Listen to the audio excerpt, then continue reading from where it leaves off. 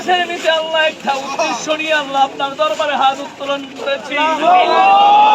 আপনি গাইবীভাবে আল্লাহ এই স্বৈরাচারের পতন আল্লাহ আজকের ভিতরে আল্লাহ আপনি পতন ঘটিয়ে দেন।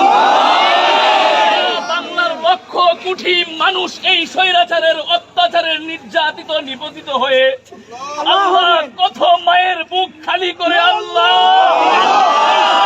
অত্যাচার করেছে। আসমানের নিচে তোমার কুদরতি পায়ে পড়ে সেজদা করে বলছি, ফেরাউন নমরুদের মতো এই হাসিনা সরকারের পতন ঘটিয়ে দাও। আমরা শপথ করেছি খোলা গাছের নিচে দাঁড়িয়ে, যতক্ষণ পর্যন্ত এই সরকারের পতন না হবে আমরা কেউ ঘরে ফিরে যাব না। আল্লাহ আমরা সর্বোচ্চ আন্দোলন করে যাচ্ছি, তোমার গাইবী সাহায্য চাচ্ছি।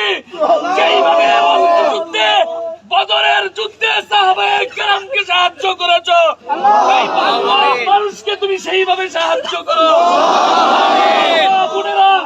মাসুম বাচ্চাদেরকে নিয়ে শান্ত শিষ্টভাবে থাকার জন্য রাস্তায় নেমে এসেছে। আল্লাহ আল্লাহ তোমার কাছে সাহায্য চাচ্ছি। আল্লাহ তুমি গাইড করে দাও। এই হাসিনার পক্ষে যদি কোনো প্রশাসন কোন মানুষ যায় তাকেও তুমি ধ্বংস করে দাও।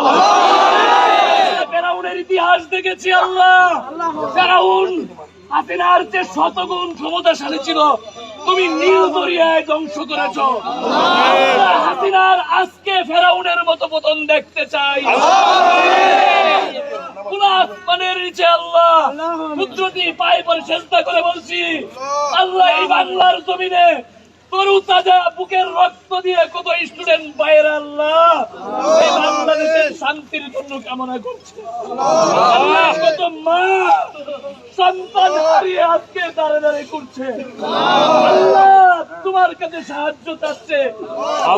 তোমার গাইবি আল্লাহ গাইবি সাহায্য আসে, হাসিনার পতন আসবে। 18 কোটি মানুষের প্রত্যেকজনের মুখে মুখে হাসিনার পতন পতন পতন চাই। আওয়ামী লীগের পতন চাই, সরকারের বাহিনীর পতন চাই। যেই হাত দিয়ে আমার কলিজার টুকরা ভাইদেরকে গুলি করছে সেই হাত আবুল আহাবের মতো ধ্বংস করে দাও। যেইভাবে তুমি আবাবিল পাখি দিয়ে আল্লাহ কাবাকে রক্ষা করেছিলে, বাংলার মানুষের অন্তরটা কাবার মতো হয়ে আছে আল্লাহ।